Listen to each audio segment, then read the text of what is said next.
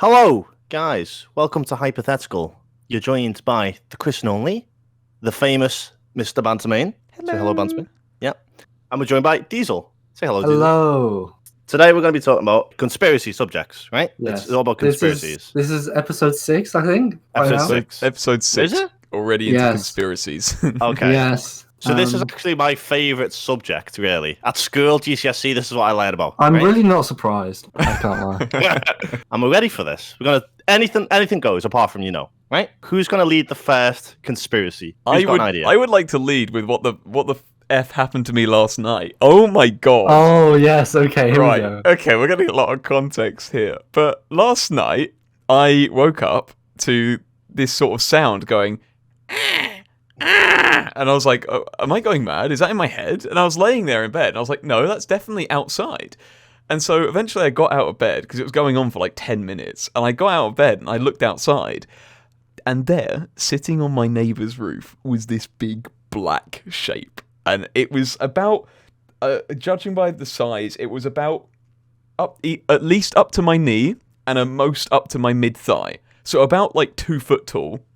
And it was completely black. Like the grass behind it looked, or the sky behind it was brighter than it was. So it was completely black. And it was sitting there, and I'll put a video on the podcast here of it going, ah! And I was shit scared. So I contacted both of these guys, and I was like, that's how I know shit was. Yeah. Because he sent us a bloody Snapchat at like God knows the hours. Yeah, it was like I was coming home from town at like 12:30, and I'm driving home, and I've got my phone on my dashboard playing music, and I keep seeing notifications come through on Snapchat, and I'm like, he keeps sending them. I haven't replied to him. Why does he keep sending them? So by the time I get home, I have like 5 voice notes and like 7 videos. I'll play some of the voice notes for the podcast. A profanity warning before this starts. I could not be bothered to censor it. Dude, holy fuck. Dude, it's outside. I can fucking see it. It's this massive black shape on the fucking roof of my neighbour's house. Dude, what the fuck? Dude, this is... I actually don't fucking know what the fuck that is. What the fuck? But the last video was where I finally plucked up the courage to film it. Because it was too dark, I had to turn my flashlight on, and I thought I might be able to get a good footage of it. And I opened the window, and I stuck my torch out, and I saw these 2 white dots, and I was like, what the f***? I couldn't work out what they were, and then I realised it's turned its head 180 degrees, and it's staring straight at me. Okay, I'm turning my camera on. I'm gonna look at it. It's looking right the fuck back at me. Bro, I slammed that window. I was back under the covers. I was like, Skinwalker. I thought it was going to tear off my skin and wear it and pretend to be me. Legitimately, what was that thing? Bro, I can't even describe. Yeah, I mean, that part of the country, it's Jaguar. Is it the famous Jaguar or Panther? There was a panther that escaped from a zoo. There's 2 famous panthers in the UK, actually. It's called the Beast of Cumbria and the Beast of Dartmoor. Oh, I've heard of those. Yeah. And there's like this big conspiracy theory that they're all connected, and there's actually like a panther native, and it's like so hidden that no one can find it. Fucking and like the sightings that keep going until 2022, actually. Here's a conspiracy theory. Wallabies are all over the UK now. Yeah. Pre-COVID, there was no wallabies. And then suddenly, there's been this explosion of population, and like, mainly around Coventry, there are wallabies just jumping across highways and stuff. And apparently, the theory is, the conspiracy theory, the theory is that these wallabies escaped from a private collector and went and lived in a forest. And then HS2, High Speed Rail 2, where they've put their new railway line in through the forest, has disturbed their habitat, and now they're spread out all the way around the country. That's kind of cool. And we have native wallabies now. Yeah. Didn't we used to? I don't know if we used to. They're not native. They're absolutely not native. But, no. But yeah, I found the audio of the creature. Can you fucking hear it? That's not a fox. I'll tell you that now. Oh wait, play it again. What does it sound like? It sounds like the meme. It sounds like a deer barking is what it sounds A like. deer? Yeah. I was last summer actually. I was going on a walk, and I turned around the corner and there's a deer that was literally like 10 meters ahead of me, and I obviously scare it because deer are fucking terrified of anything. Yeah. But it started barking, and it sounds exactly like that. See, it makes sense until it was on top of a roof. Yeah. It sounds like this.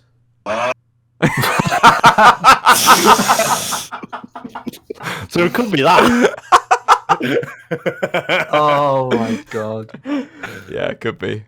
It's a skinwalker, I think. I think it could be an owl. I think it could have been an owl. I don't know if owls have reflective eyes, but I think that would make sense because it turned its head like all the way around and looked at me. I was like, whoa! What conspiracy theories do you guys like? Okay, I've got one. So my main conspiracy theory, I believe, I don't know if it's really a conspiracy, but I believe that the ancient Egyptians and Romans are much, much, much more developed, or were much, much more developed than people take credit for. Yes. Because these guys had no technology, and yet they managed to like map out the stars and figure out how big the Earth was by like the rotation and the length of the days and the angle of the moon and all this stuff. And like, how do you do that without any? I actually agree. There's been this recent archaeological discovery where, let me fact check this for myself. So they've recently discovered this mill, a Roman mill. It's in Barbagal, and it's a water mill that is like 10 tiers of mills for mass refining grain. And so there's a big theory that the Romans were literally a few years away from complete industrialization. You know, they were so close to being an industrial power, and this was like 2,000 years before we could achieve anything similar. Well, people forget the amount of forgotten knowledge during that time as well. Yeah. It took centuries to actually gain the knowledge back, if we ever did. Yeah, I mean, the Roman collapse was the biggest collapse. It's why we call the Dark Ages the Dark Ages, because after that, there was no writing left. And the Romans themselves were, you know, a bit tyrannical, but they engineered a great deal of things that just had never been seen before. And they wrote a great deal. I mean, they account for, I don't know the statistic, but a lot of the world's knowledge. I mean, Roman concrete is something that we have yet to rediscover. For some reason, Roman concrete is 1,000 times more durable than modern concrete. It's still standing to this day, and we don't know what it's made of. We think it's volcanic ash, but for them to have the quantity of volcanic ash they needed to make all their structures out of this concrete is just unfathomable. I mean, yeah, the Egyptian advancement actually ties into flat Earth theory. Yeah, and also, quickly as well, the whole thing about the pyramids, right? Oh, we can get into that. What does everyone think about the pyramids? Because aliens. I know the rocks that they use are like 90 tons each, but you know, you can do some pretty impressive things with engineering. I'm not convinced that the alien solution is more likely than they were just very, very smart engineers solution. Well, if you didn't Depends who catch, you're talking to. yeah, if you didn't catch last week's episode, we came to the conclusion that there are no aliens. So go watch that if you want that answer. My theory with the pyramids, how they were built, is quite simply a lot of slaves. Like a lot of slaves. Yeah, It doesn't matter how much that weighs. If you have enough slaves, they can pull it. You know. Yeah, no, I'm with you on that. But yeah, what do you think, Chris? Oh, good lord. You like pyramids? That's Pandora's box, isn't it? I mean, Yeah. I'm pretty sure like the mainstream view is they're about 4,500 years old, right? I think, but that's like limited amount of carbon dating. But there's plenty, like a plethora of evidence to suggest the Egyptians didn't even build them, and they actually inherited them. And Interesting. it's the Sphinx, isn't it? The cats built it. The cats. Yeah, the cats. Oh yeah, they look. Yeah, you're right. They loved their little cats, didn't they? Like Yeah, mummified they them did. and The everything. pyramids are approximately from 3000 BC, so about 5000 years old. Yeah, something like that. But the Sphinx is a good example. It was built twice, but only partially. So if you look at the base, it's not in proportion to the head. And they think the head's actually a lot younger, and the base is a lot older. They don't know how much older, but a lot. And again, there's always the way, how the hell did they actually build the pyramids? They And never... what's this thing about as well? How all the sphinxes have their noses like removed. Yeah, I think that's just sand abrasion. I don't think that's anything significant. yeah, because it's I like mean, an appendage. I'm isn't reading it? this here. It says the Sphinx is 4,500 years old, based off of its composition. But then, like, that still puts it older than the pyramids, which is fine. But then I'll see if I can find where you're trying to. Okay, so it says the Sphinx is younger than the pyramids, about 2,600 years old.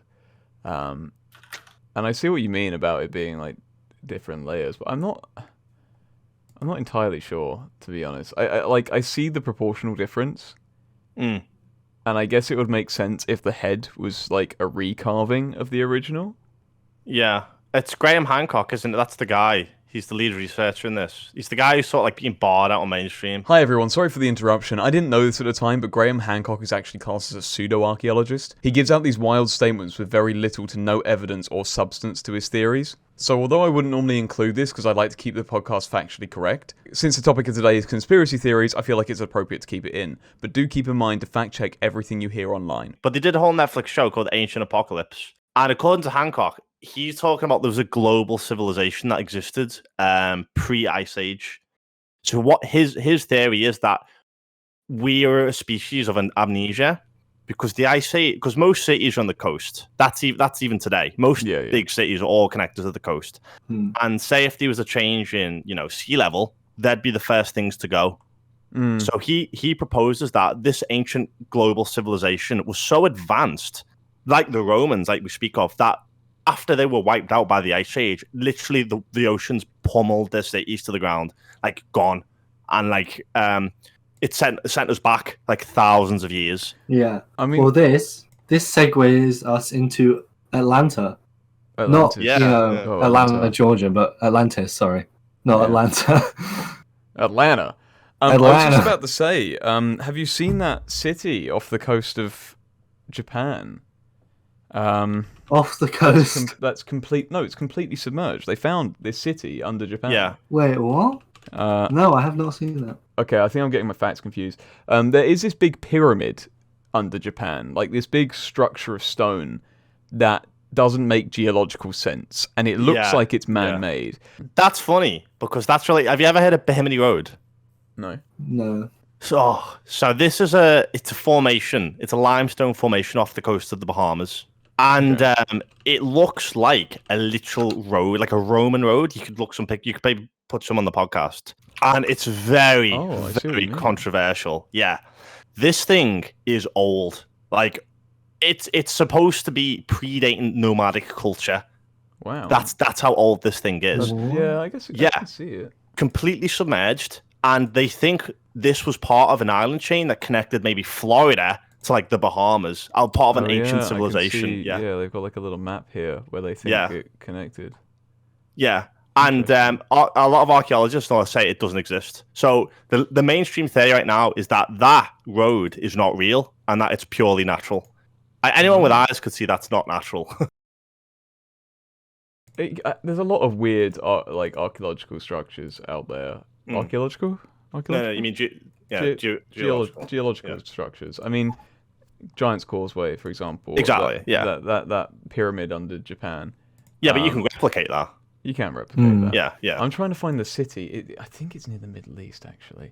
It's all very interesting. Like, it's just the fact that we think we know a lot about what happened, but in reality, we only know what we can perceive and what humans wrote about. Yeah. I mean, for example, we believed David of the Bible, David, to be fictional. We believed him scientists, archaeologists believe him to be a fictional king. Until recently, very recently, they discovered a tablet which is writing about King David from the enemy's perspective. And the enemy are writing about this, heretical King David. And then everyone's like, oh shit, he was real. And it's all these things where it's like, unless there's actual records of it, you're just never going to know what happened. No. So I'm looking at this. So the city I found is called, I can't pronounce that. That's cool, eh? Heraklion in Egypt. Heraklion. Is that it? Heraklion. Yeah, there we go. That makes sense. So yeah, it's in the Nile Delta. And it's a completely submerged city. And, it's just things like that. I mean, have you heard of Doggerland? Yes. I think so, yeah. Yeah, so Doggerland it's not a conspiracy theory. It's a piece of land that connected England, or rather the UK, to mainland Europe. And as sea level rose, it got buried. But the first stage of Brexit. Get rid of Doggerland. Yes. Cut us off from those filthy French. And if they go down and investigate Dogger, like the Dogger Bank is what they call it. They find all of these timber foundations of old buildings and huts that used to be down there. And this is in post Ice Age period, like when European travelers could travel from Europe to the UK. Yeah. Because the English Channel is not that deep comparatively to this wasn't just the English Channel. This was like North Sea as well. Netherlands. Oh, the North Sea as well. Yeah, no. It was like it was a good part of the North Sea. Yeah. Okay, I have a conspiracy theory related to this topic. It was one of my first videos on YouTube, if not my first video on YouTube, talking about how the city of Troy is actually in Cambridgeshire. Right. So the Greek city of Troy that Plato wrote about, right, that was stormed. There's this pseudo-archaeology book published. Okay, so it's a book called Troy, Where Troy Once Stood. Completely unsubstantiated, but it documents the fact that this guy, likens the produce of Troy, mainly being, bronze and pottery, to be very similar to a city which once resided on the Gog-Magog Hills in Cambridge, which are the tallest point in Cambridge. And because sea levels and most of Cambridgeshire being irrigated from the sea, it used to be under the sea. He thinks that the hills would have stood on the coast at one point, making Troy in Cambridge this coastal city that exported pottery and copper and tin. And Cambridge is very famous for tin, and the Bronze Age peoples used to mine tin in that area. And so he theorizes that this, the Greek War of Troy was actually some Bronze Age dudes just fighting over tin. And I think it's really interesting. And he likens the Gates of Gallipoli, I think it's what it's called, I might really need to retrack that, to being St. Michael's Mount, the gap between St. Michael's Mount and the mainland down south. And St. Michael's Mount was also a very significant place for trading with the Mediterranean. And it even has evidence around there of these gems that come from the Mediterranean. And so the Mediterranean had a lot of interaction with England in the Bronze Age. And that's what he theorizes. I think it's very interesting. Okay. Probably entirely wrong. But. So they think that they thought a city that they thought was in Greece was in fact hundreds of miles away and was in fact in the UK. Yeah, they think it travelled through the traders. The story travelled through the traders. How?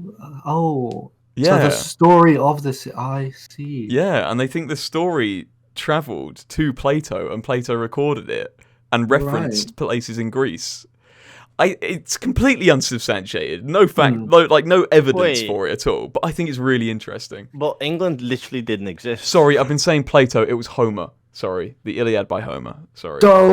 Not. It was by Homer, not Plato. But England literally didn't exist, and the cities of England didn't exist as we know them today. Well, England did exist. No, it didn't. It's still here. It didn't just float off somewhere. London wasn't even real. It didn't exist. London is not real. No, but the places still existed. It's not like they sprouted. It's not like someone built Cambridge here.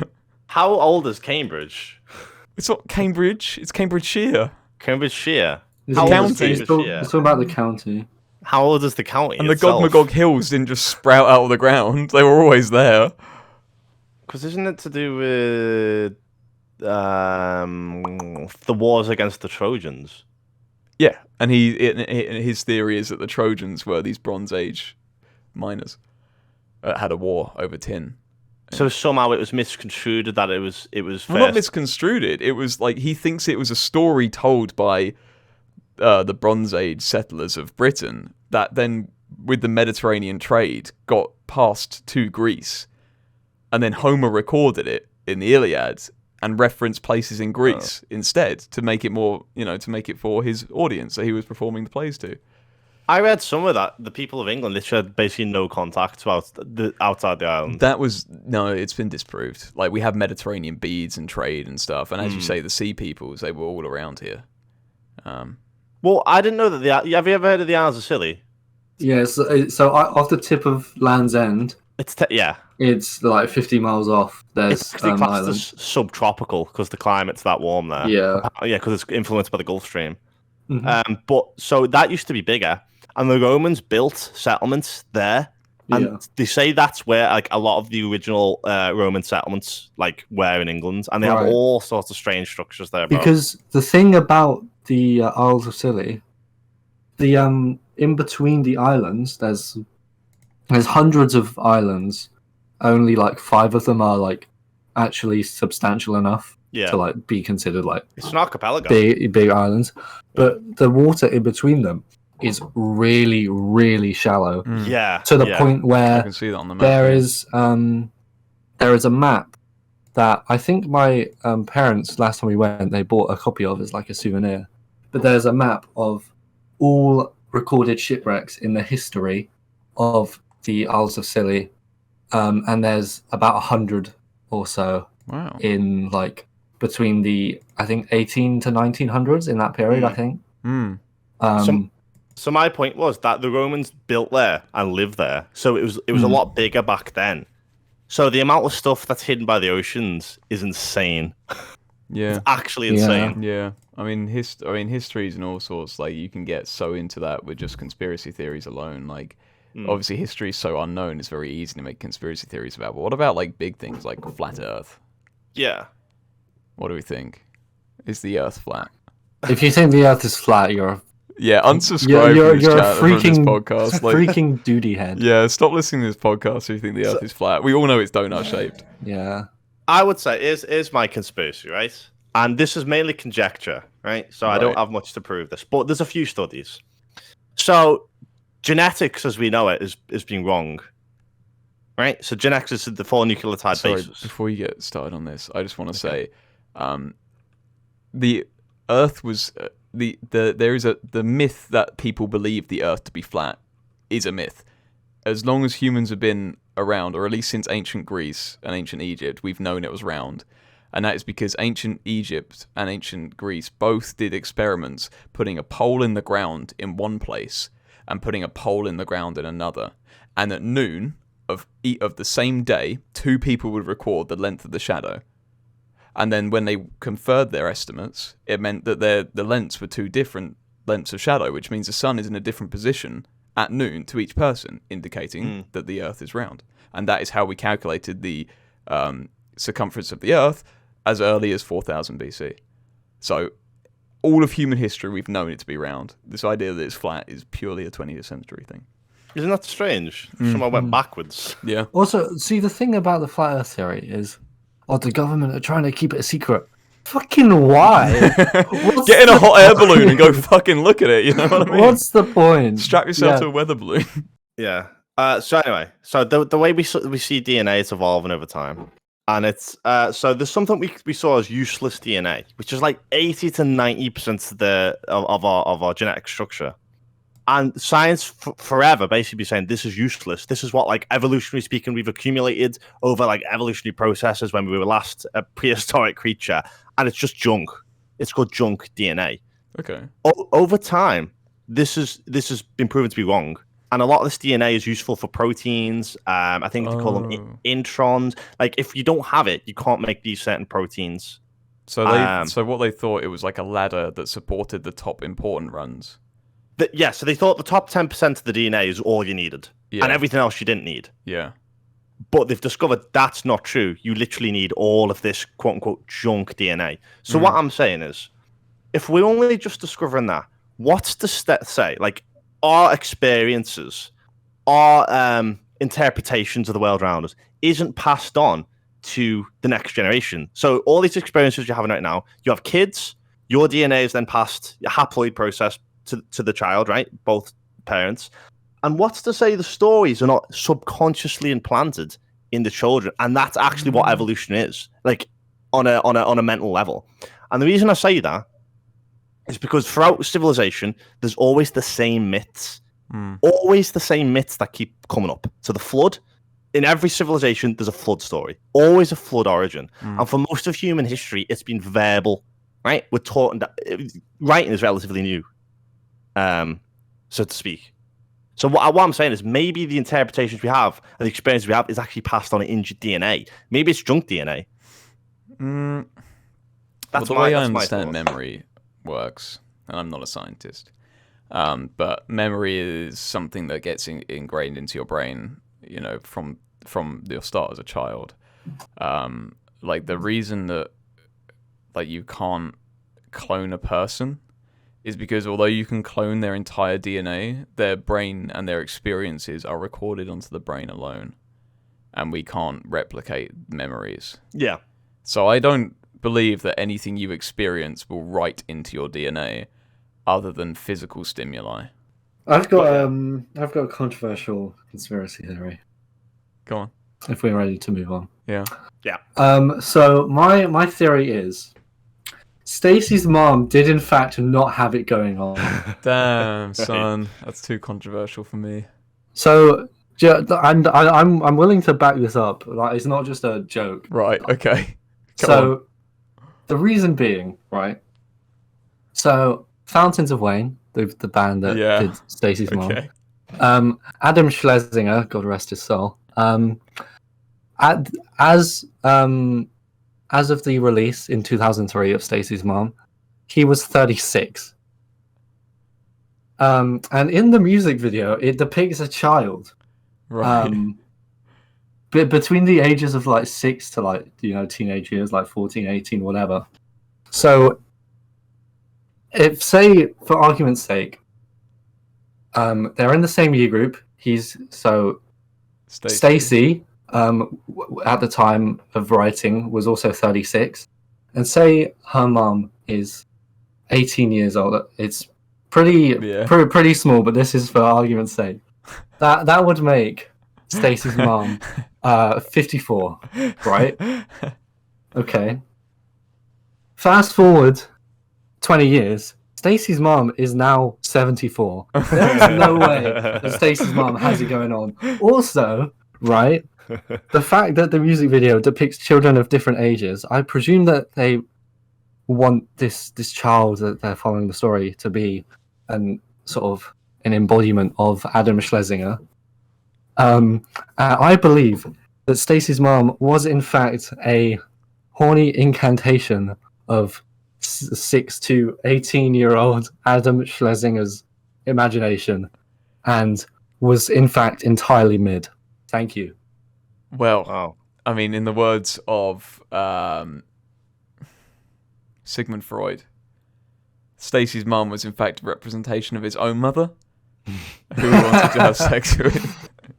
Sigmund Freud, here's a controversial opinion. Sigmund Freud didn't know shit, and he made shit up just to project his own fantasies onto other people. Yes, Bro really said every man finds a partner that looks like his own mother. Right.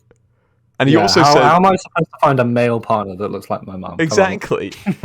Exactly. And like he said that if you have a foot fetish, you're inherently gay because the toes remind you of penises. Is that what he said? That's what he said, bro. Trust me, I read it. What? I didn't. I wrote it down and then I read it, and then that's my source, me. No way. I didn't know that. I have a big rant about a conspiracy theory, but I won't say it right now. Okay. I've got another one. I think it could be a good one to end the podcast on because it's a massive rant on, and I've been holding it back for a long time. Right. I've just come up with another conspiracy theory, right? And this is probably quite controversial. Right. Okay. However, my theory is that the creators of FNAF, whoever the hell they are, Scott Cawthon. actually have no fucking clue what they're doing lore-wise, and they're just going off of the internet to keep their Right. franchise going. Bro, for real. I've said this for ages. Like, the creator himself, I think he had a plan for, like, the first 3 games.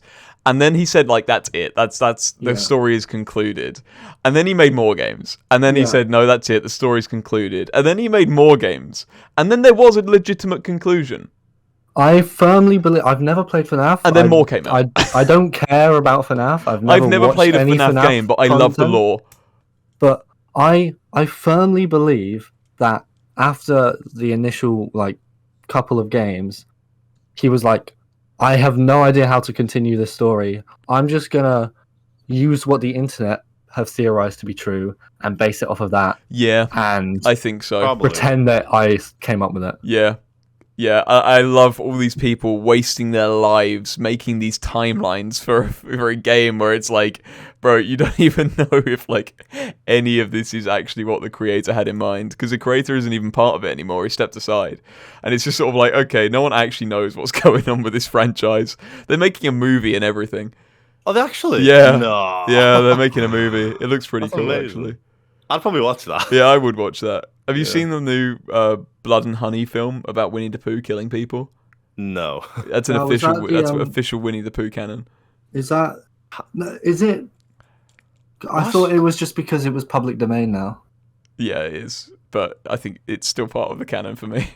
There is a big conspiracy that I like, that humanity is getting dumber. Right. Okay. And it's a consequence. Now, I don't know. To me, this sounds kind of eugenic-y. I don't like it as a concept. I like it as a concept. I don't like it the way it's been described. I think it sounds like a eugenics thing, and I'm not into eugenics, believe it or not. That's For surprising, those isn't it, people Banter? who don't know what eugenics is, Oh, that's like it's like how would you describe it? sort of improvement through planned breeding and DNA. It's basically, I can't say Yeah, for instance, and this is fact. This isn't like a controversial opinion. Abortion centers were originally set up in the US as a form of controlling the black population, encouraging minority people to have abortions. That is a form of eugenics. It was also, it happened a lot in 1940. Some people weren't allowed to have children. That's what eugenics is. So higher IQ families in like a first world where this is actually really eugenicsy. Right. So right, I'll restart. Factually, in higher in more developed countries, higher intelligence families and couples have less children than lower intelligence families and couples. Yes, that's what I'm trying to say, without sounding like a eugenicist.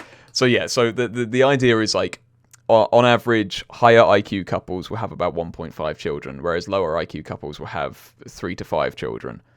And by that, reasoning, people believe that the global IQ is declining because, like, the population's expanding and the average IQ is decreasing because there's more people of lower IQ in the population. And IQ is something that's inherited. Well, it's speculatory, but I can see it being inherited.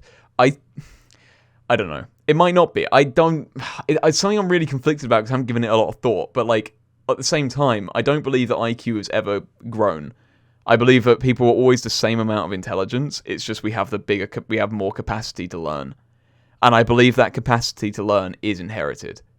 Right. Like, I believe that people's brains are built to function differently in the system, and the system of schooling favors people of intellect that is more bound to the theory side, whereas the practical side, whereas people might learn in different ways, is not encouraged inside the schooling system. And I think that perpetuates this idea of IQ. I don't think IQ exists as a property. I don't think it actually is a thing. I think it's just where the way we calculate human intelligence is wrong. Well, it's sort of a characteristic. So of when people say traditional intelligence, so when people say the global IQ is declining, I don't believe that. I believe that the global capacity to learn is decreasing because there's more people with with different learning needs. Well, the problem with that is it's sort of been disproven. And how so? Because in America they love all their race baiting and all that, don't they? Like They love it. one of the BLM things was like Afro Americans. You know, they're told that they're not as intellectual and that the poorer communities are basically, you know, not as academically gifted. Right. And the argument was that that's genetic. They found that if you gave them enough of a chance, they would 100%. They would average out, or maybe even slightly above average academically, on par with the Asian and white communities in the same universities. So I would probably say I don't know about that. Yeah, as I said, I think it's capacity to learn rather than IQ. I think IQ is a made-up bullshit term which defines people based off of some predefined requisites. Yeah, I think schooling success is largely cultural. Yes, Because I agree with you. the whole thing of Asian students is, you know, they are forced to be hardworking. Whereas it's sort of a stereotype, but it's sort of true. And it doesn't have to be that way. But I also think, like myself with learning difficulties, I was never really. I don't think I was really tended for in school properly. I don't think people really paid me enough attention to increase my learning. So I didn't really do very well academically. But it doesn't mean I'm not intelligent. You know? So if I took an IQ test, I think I would score a lot lower than average.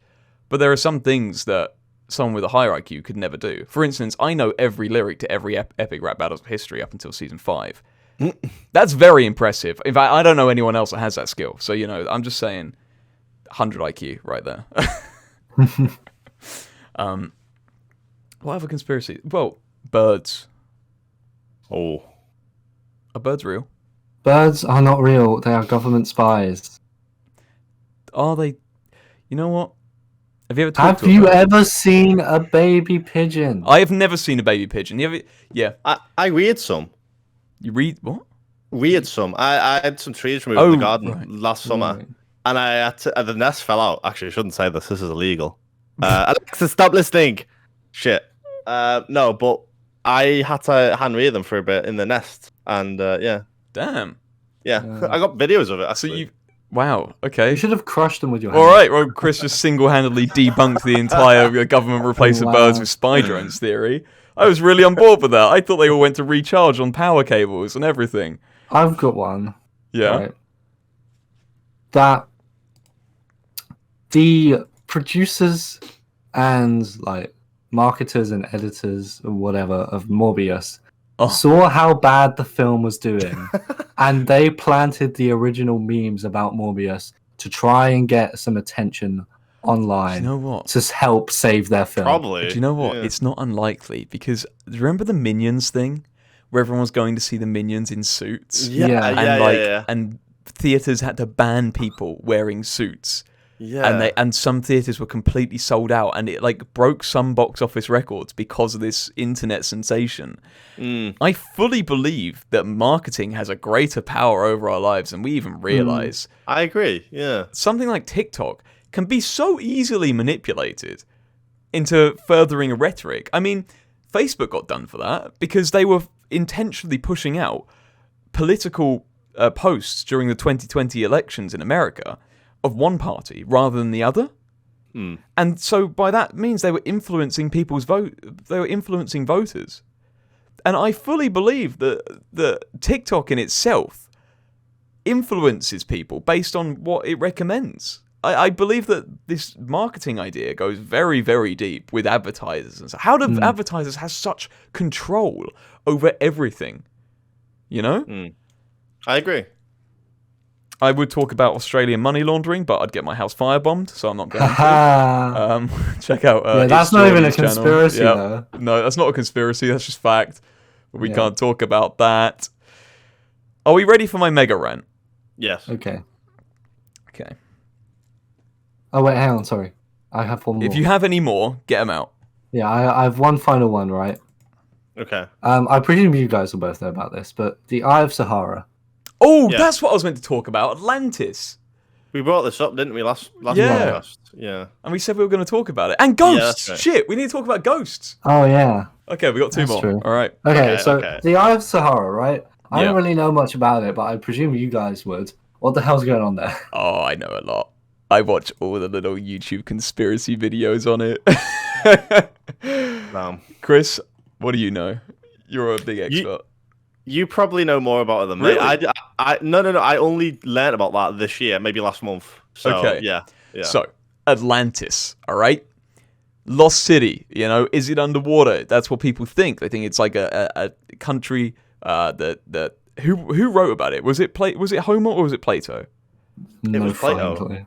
Was it Plato? Okay. I'm pretty sure it was Plato. Did you know yeah. there is more evidence to say that Jesus existed than there is to say Plato existed? I told you this. Yeah. That's true. Yeah. So anyway, Plato wrote about Atlantis. It's an underwater, it's a lost city because it was documented in plays and Greek scriptures in Greek scripts, and they documented a lot about Atlantis, and even some Roman maps point to Atlantis being in North Africa. So, with the age of global satellite surveillance, people have gone to Google Maps or Google Earth, and they have found this massive circular structure that is in separate rings. I think it's 7 concentric rings that go inwards. It looks like an asteroid impact crater, except when people have gone there and they've examined the site, there is no evidence of an asteroid impact. And these rings vaguely match. I'm going to say vaguely. These people online say it absolutely categorically matches. It vaguely matches the description of Atlantis, where it was 5 land rings separated by internal rings of water, and then it was surrounded by water. Now, if you look at the geology of North Africa, especially in this area around the Eye of the Sahara, there is evidence to say that water used to be on it, and it got rapidly dragged off the coast due to erosion patterns. So people theorize that Atlantis didn't sink. Atlantis actually rose with tectonic plates out of the water at a rapid rate. It drained the ocean from around Atlantis, they lost all their trade and subsequently collapsed, and the city was eroded by desert sands. Okay, so firstly, the thing about tectonics, are there converging plates around that area? Because you can only have that case of it rising from the sea rather than sinking, is if you had it on one plate which was rising above, or so you could have 2 converging ones where they both sort of go up and push into each other upwards, or you could have one that goes underneath the other, but it would only work if Atlantis was on the one that goes above the other.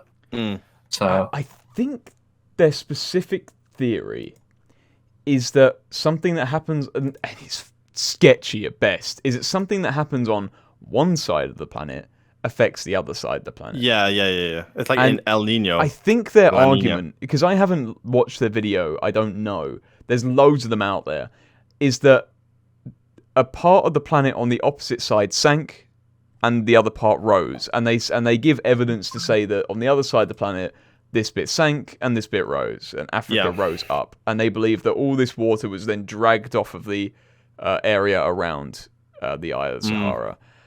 To me, it just looks like typical erosion of a, million-year-old volcano that sunk into the ground, and the concentric rings are just different build-ups of sedimentary and igneous rocks.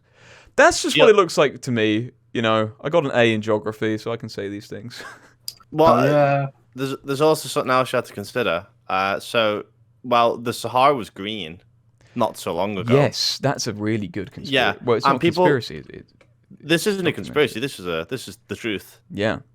The Sahara is a lot younger than we think it is. Oh yeah, for sure. And also, people forget this: the Sahara is less explored than places of Antarctica. Yes, I mean, yeah. Just to say how unexplored it is, Lawrence of Arabia started an archaeological search that's still going on today to find the city of Sheba, which is mentioned in the Quran, and the Queen of Sheba in the Bible. How do you guys know about all these intricate Bro, I watch so much of... YouTube. I'm perpetually online.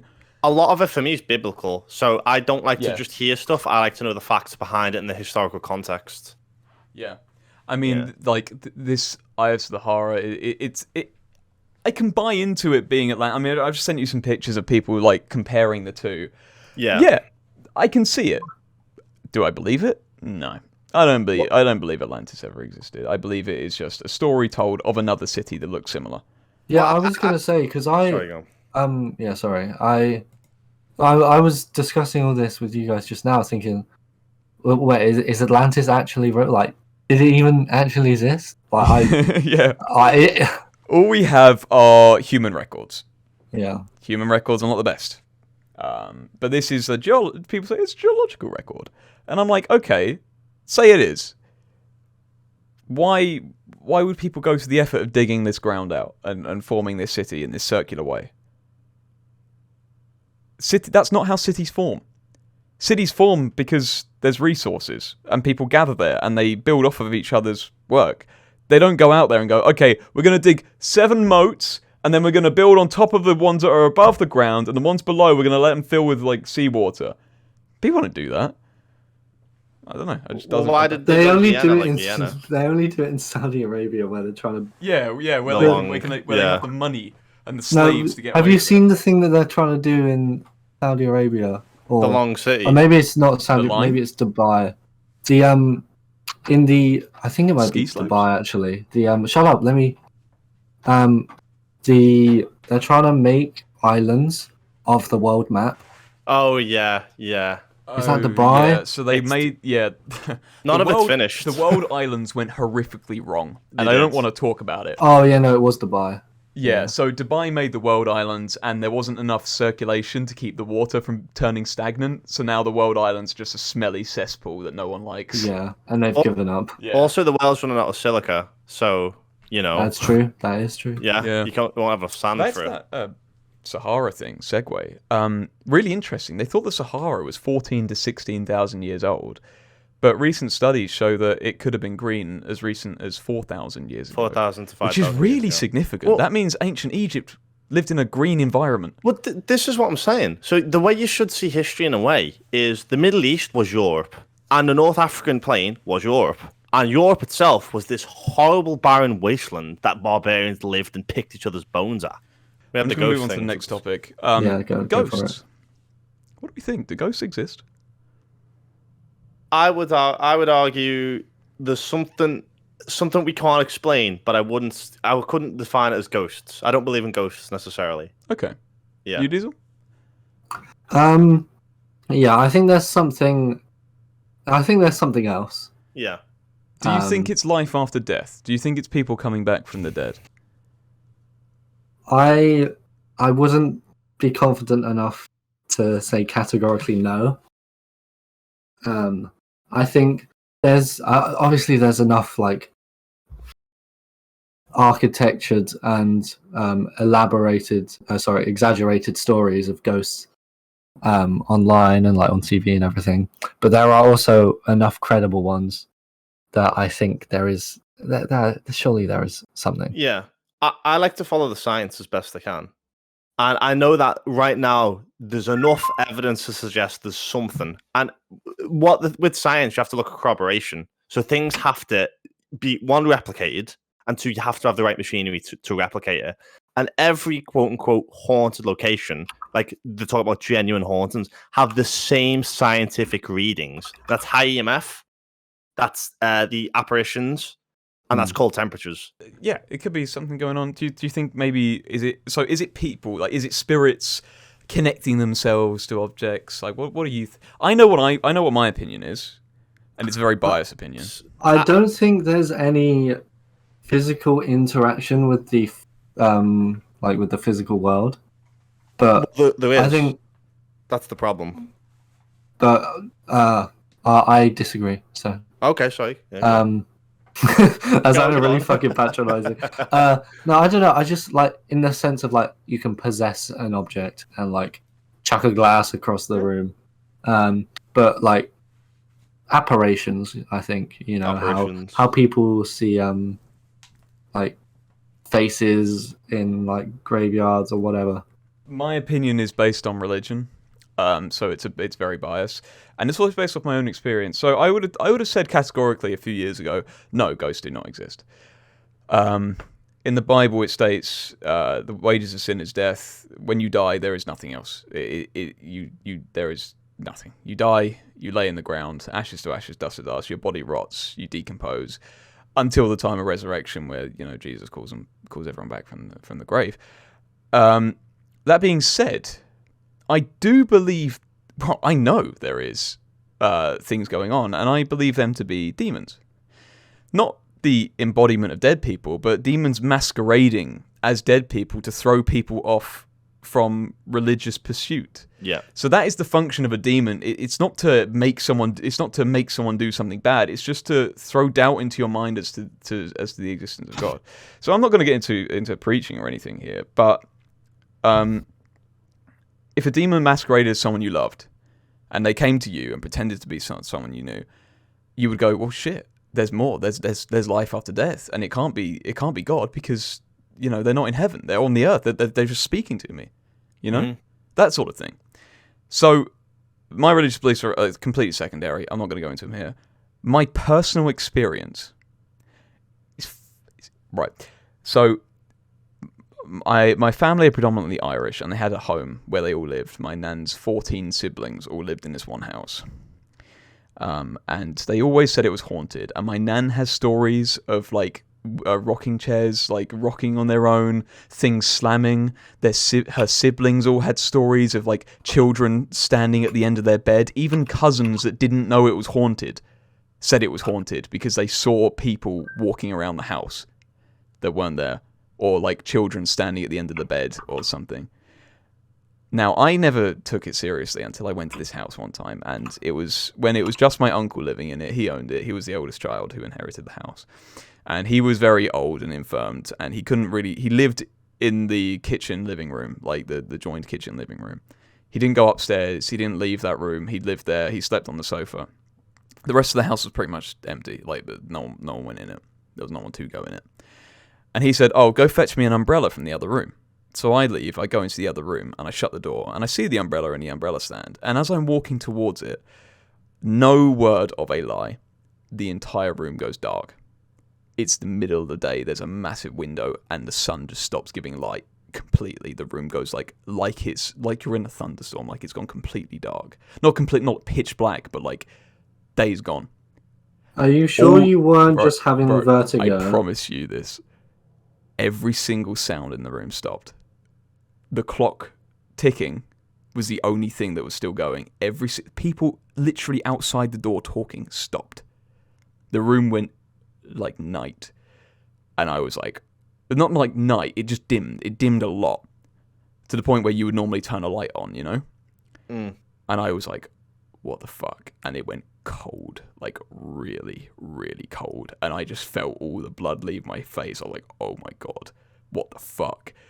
And it just felt like every single fiber of my being was you should not be here, leave. And so I grabbed the umbrella, and as soon as I touched it, everything went back to normal. Literally, someone turned on a light, everything was back to normal. All the sounds resumed, the light was back, I blinked. And I was okay, fuck this. I ran out of the room. I was nah, I am never going in that house again. Fuck, that was my personal experience. So when I say ghosts don't exist, I'd be lying to myself. That experience scared the living shit out of me, and I've never forgotten it. The details of that are so. It's like I'm doing it right now. It's in the forefront of my mind. So yeah. Well, if I've got something to add, mate. So I'm in the same mindset. You obviously I'm a Christian, so I have a bias that I can't get rid of.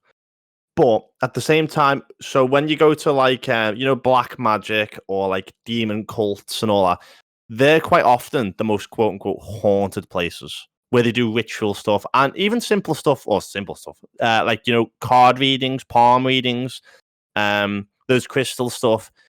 The largest preponderance of hauntings are closely related to those practices, not necessarily battle sites where people die. Just because someone died doesn't equate to a haunting. That's actually quite rare. So, yeah.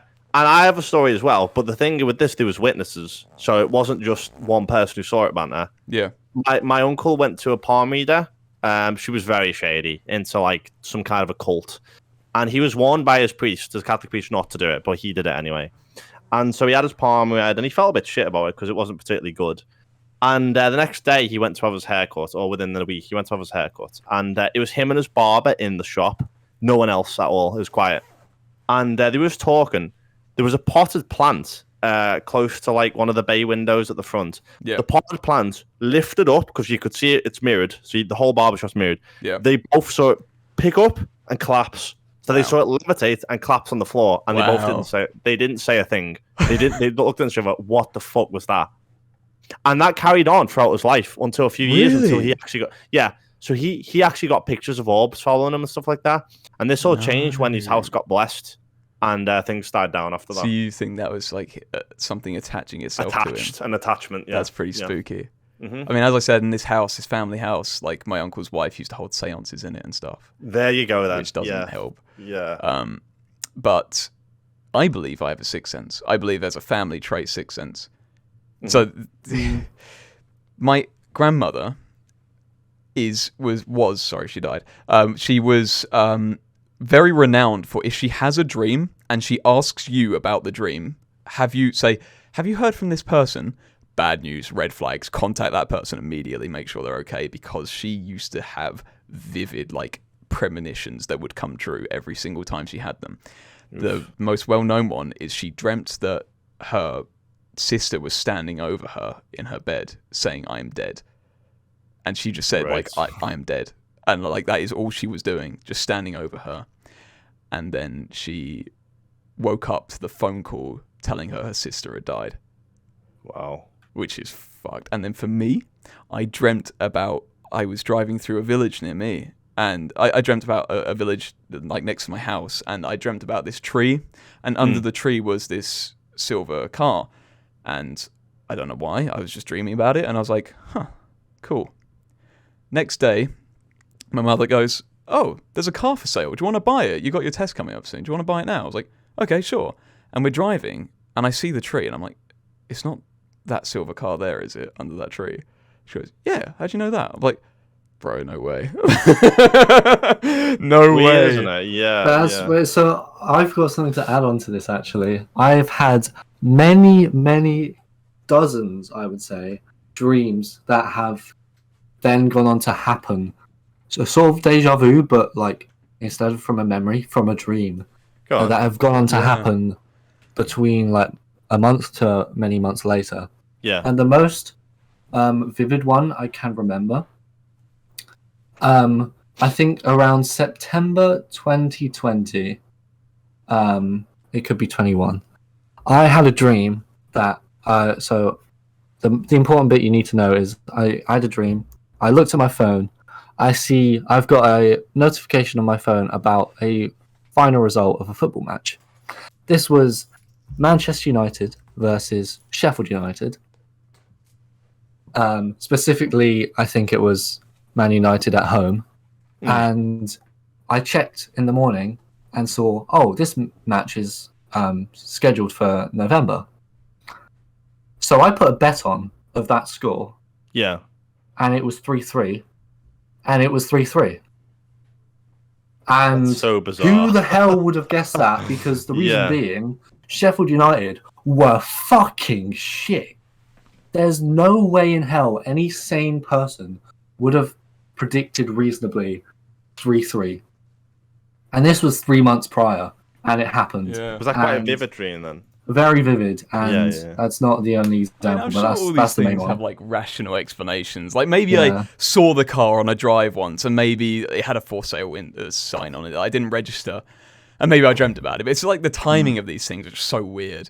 Like think of all the dreams you have that you don't remember that could have come true, or that you've had that haven't come true. You know, all these things that might have happened. But the fact is, like my grandmother had this thing, my mother had this thing, and I've had this thing. It's like, ooh, I don't know. There's a lot of stuff going on with the human brain that people can't really comprehend. Yeah.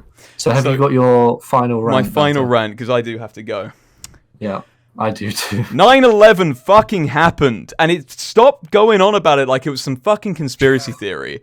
Okay, the gold was moved from underneath it. Maybe the US government knew about it. In fact, that's probably likely. They did probably know about it.